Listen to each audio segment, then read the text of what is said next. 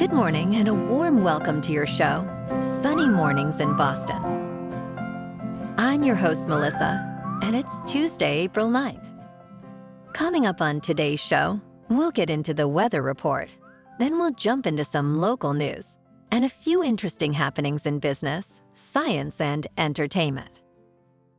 But first, you'll be interested to know, 59 years ago, today in 1965, the Astrodome hosted its first baseball game and revolutionized stadiums as the world's first owned and air-conditioned indoor venue. Home to the Houston Astros and Houston Oilers, it featured groundbreaking elements like AstroTurf. Despite its historical significance, its future is uncertain since it was last used in 2009. So now you know. And now you know what time it is. It's time for the weather report. In the Boston area. This morning it's sunny and feels like 44 degrees with 5-mile-per-hour wind. The sunset will take place at 7:19 and it will rise again tomorrow at 6:10. It looks like we're in for a mostly sunny opening day at Fenway Park with a high near 56 and wind of 5 to 10 miles per hour. Tonight, mostly cloudy with a low around 40. For all you beach runners out there, the first high tide Tuesday will be at 12:30 p.m. with a low tide at 6:30. The nearshore buoy at Cape Cod Bay reads 46 degrees for the water temperature. Looking ahead in the weather, expect cloudy skies and a chance of showers Wednesday through Friday with highs in the 50s and breezy conditions. Friday will be the warmest and windiest day with gusts up to 40 miles per hour. Saturday turns partly sunny and breezy with a high near 57. Bonjour, food enthusiasts. This podcast is brought to you by Versailles Cafe and Pastries in Encinitas. Nestled on El Camino Real South, just north of Encinitas Boulevard, this cafe is a haven for culinary delights. Indulge in their amazing Eggs Benedict or their gluten-free crepes. You can grab a panini for lunch or just breeze on through to get your morning coffee. They are open every day from 8 to 5. So stop on by and don't forget to tell them Sunny Morning sent you. In local news, Theo Epstein has returned to the Red Sox as a senior advisor to Fenway Sports Group and part owner, albeit in a part-time, remote capacity from his Connecticut home. This role marks a shift from his intensive, full-time engagement as Boston's general manager from 2003 to 2011. Epstein's focus is currently on the 20th anniversary of the 2004 championship team he built, which famously ended the curse of the Bambino. In his new advisory position, Epstein will leverage his broadened sports management experience to contribute to the Red Sox and other Fenway Sports Group properties. He aims to reintegrate effective communication and processes within the Red Sox, drawing from his varied experiences, including his time in Chicago, focusing on sports-only private equity. Epstein expresses optimism about the Red Sox' strong start to the season and the potential for an effective pitching rotation under the guidance of Chief Baseball Officer Craig Breslow. Personally, I think Epstein is back to help the Fenway Sports Group sell the Boston Red Sox for top dollar, something just about everyone in Boston is totally in favor of.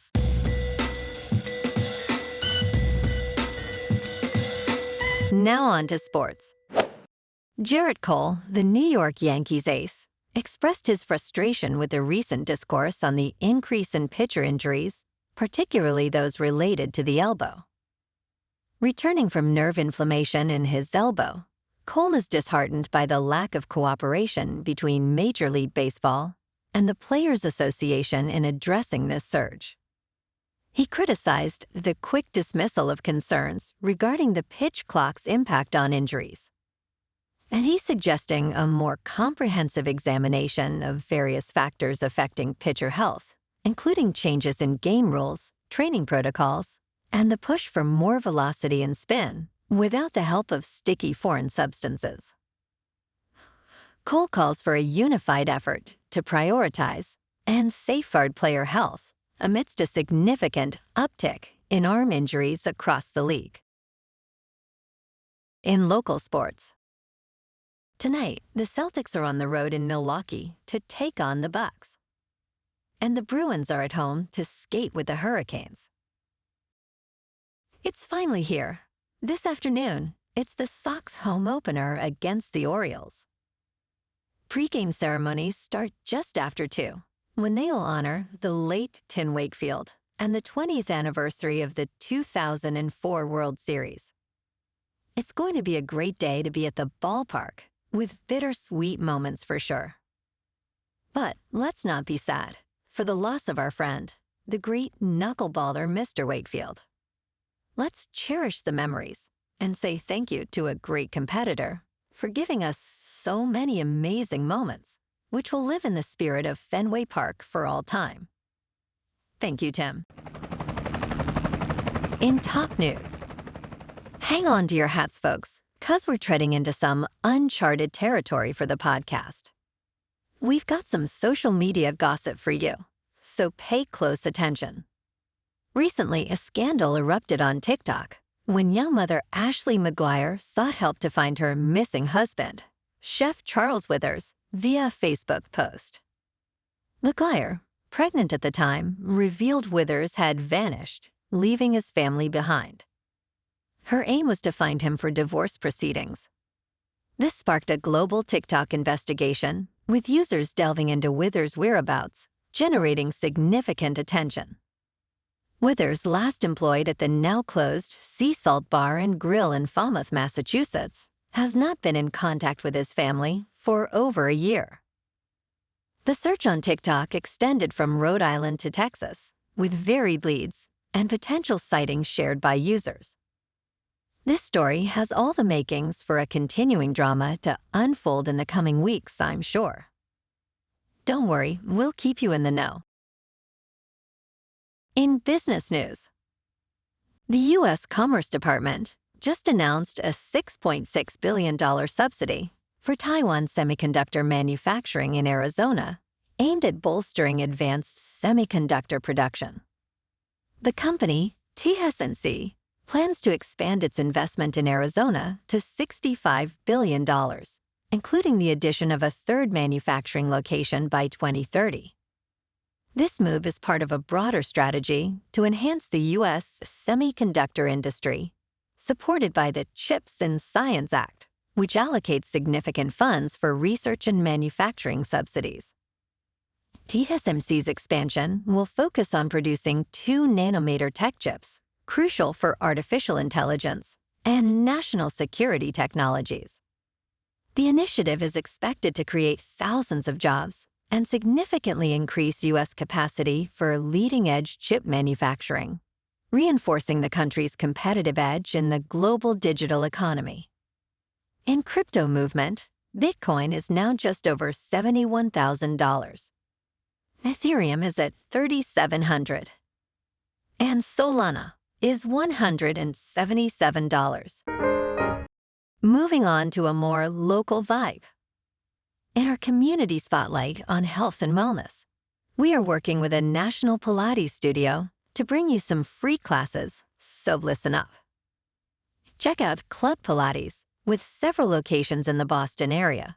Pilates presents a comprehensive wellness approach, cultivating strength, reducing tension, and elevating mental well-being. Scientific research affirms its benefits. So now you can check out Club Pilates for a free class, with locations in Canton, Wellesley, Hingham, Brookline, and Framingham. Just be sure to tell them Sunny Morning sent you by. And now, back to the show. Let's talk science. Starting in your 40s, making healthy lifestyle choices becomes crucial to combating dementia and cognitive decline later in life. Researchers emphasize the importance of regular exercise, adequate sleep, and engaging in activities that stimulate your brain. These steps not only maintain cognitive function, but also support heart health, which is closely linked to brain health. Conditions like diabetes, high blood pressure, and obesity, if managed properly, can further reduce the risk of dementia. Social and mental engagement, alongside a nutritious diet and physical activity, are key components for sustaining brain health as you age. And in entertainment news, well, ladies and gentlemen, we have a new bingeable show on Netflix, and I can personally confirm it's a good one. The gentleman Guy Ritchie's latest hit series has taken Netflix by storm, amassing 44 million views in just a few weeks. Netflix is already in discussions for a second season, eager to reunite the star-studded cast, including Theo James from White Lotus, Kaya Scodelario, and Ray Winstone.